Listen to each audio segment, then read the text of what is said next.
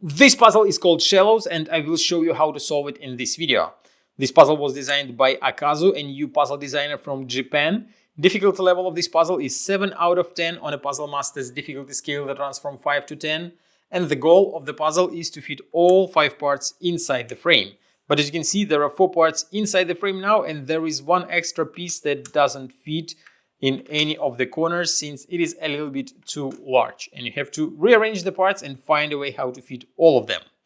If you like the Shallows puzzle and you want to try to solve them by yourself, you can get it at puzzlemaster.ca.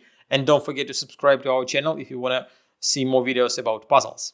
And now I will show you how to solve this puzzle. So first of all, you remove all parts from the frame and start from this corner piece. It obviously goes to one of the corners. Then there are 3 parts that kind of look similar. They have a very similar size, but if you take a closer look, you will see that this piece has a straight side here.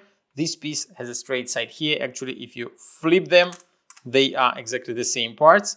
But then this piece, it has 2 curved sides. So we have to grab this piece and put it right here over this corner piece. It fits nicely, no gaps left, since if you use one of other parts, you will notice that there is a small gap between parts, and that is not the correct way to solve the puzzle.